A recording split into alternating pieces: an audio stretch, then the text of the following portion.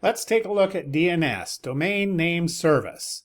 One of the things that will not work is a Windows domain without DNS being set up properly. So let's go to Tools and DNS and let's take a look at our DNS server. So we're going to open it up. It's up and running. Let's take a look at the options at the server level. It's listening to all the IP addresses. We have forwarders. Remember, we set that up. You can add more forwarders. Let's add 1.0.1.1. Can't remember who that is. It might be, boy, I don't remember who that is. Anyway, that's another public DNS server. That way, we let them do most of the work. If it's internal, this server knows about it. If it's external, we pass the work over to those guys. And let's click OK. Now what we have is a forward lookup zone. So if we go into our forward lookup zone and business.local, notice that our Win11 is right here. Our server 1 is set as static. Yeah, this is all we need right now. All the services and everything advertised by Active Directory are inside of these. Now for troubleshooting, we're going to create what's called a reverse lookup zone. This is what NSLookup uses. So we're going to create a primary zone and store it in Active Directory. In an Active Directory domain, that's the best way to store DNS. We are going to do all DNS servers in this domain, business.local. We don't have a forest. We're not likely to have more than one domain. We're doing an IPv4 lookup zone. We're dealing mostly with IP version 4 at this point. Let's see, I don't remember the IP address scheme that I have in this one. Let's go down here and look. Oh, 10.10.1. Okay. So let's start that out again. You may be using a different IP addressing scheme. Anyway, match what you have. 10.10.1. Now notice it gives it a reverse. And next, we're only going to allow secure updates. That is very secure. And we click Finish. Reverse lookup zones allow us to go backwards. So what does a reverse lookup zone allow us to do? Let's take a look. We'll go to Start. We'll bring up our command prompt. And it'll get here eventually. Goodness. It's looking very hard for it. Now our normal finding something is to ping Win11. And notice that it automatically puts win11.business.local on the end of it. It looks up the IP address. Unfortunately, we're not getting information back because the firewall isn't turned off on that end. I'm sorry. We have not allowed ping responses to be replied to. So let's do NSLookup. And we'll do Win11 again. Because Windows 11 is part of our business.local domain, when we type in Win11, it automatically appends our domain to it, business.local. All right, it says our server is unknown. Well, it shouldn't be unknown, but that's probably because our reverse lookup zone isn't quite ready to go yet. So let's pause for a second. It's not registered yet. One of the things that we can do is use our ipconfig command because it has lots of good stuff in it. Normally a computer will register itself with DNS when it restarts.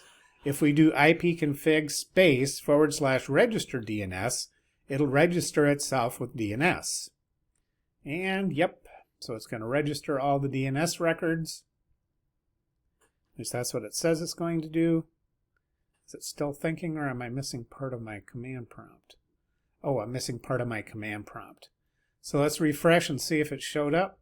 There it is. Now, there's our reverse pointer record. If we go back to NSLookup, it's still saying unknown.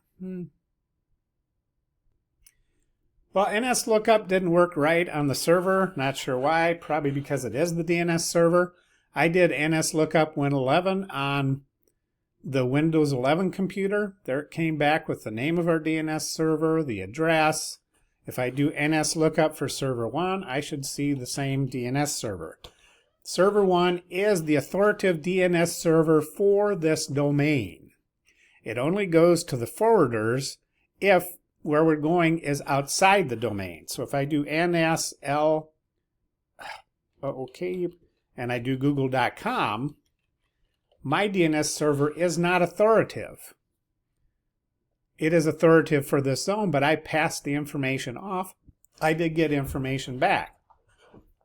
It says it's a non-authoritative answer because my DNS server passed it back to me, but it is not the authority for that domain, where it is the authority for this guy, business.local. I restarted both the server and Windows 11. If we go down here, we should see that, yep, they're both part of the reverse lookup now for troubleshooting. That's what NS lookup uses, is for this to troubleshoot what's going on. If we go to forward lookup zone, we can still see this guy. This looks pretty normal, has host addresses, everything we need. We're going to take a quick view to the, there it is, advanced. There's advanced.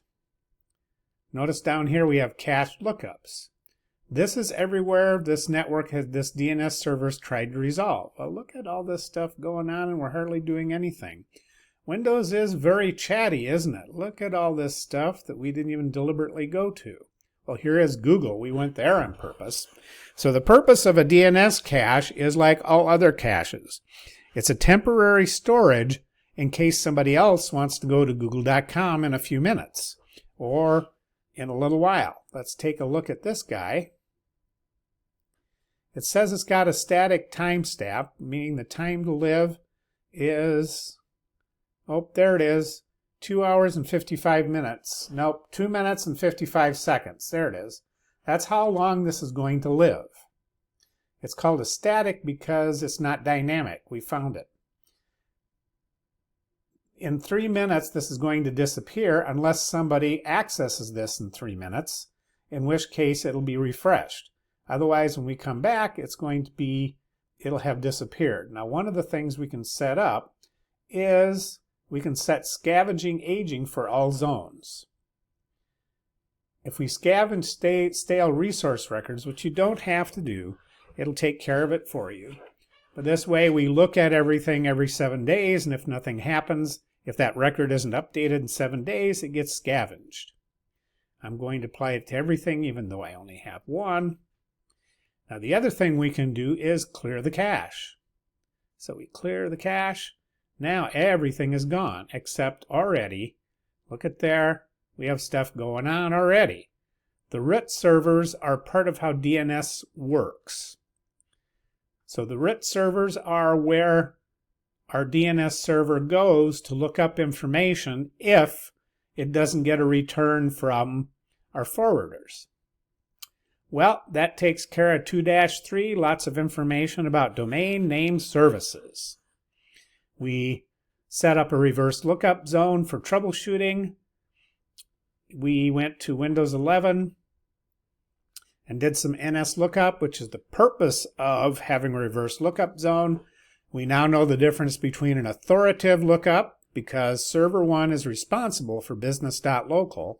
Server 1 gave you the information going to Google, but it is not authoritative for that domain. One of Google's DNS servers would be authoritative for that domain. But because everything passes through our DNS server on our network, we don't get authoritative answers.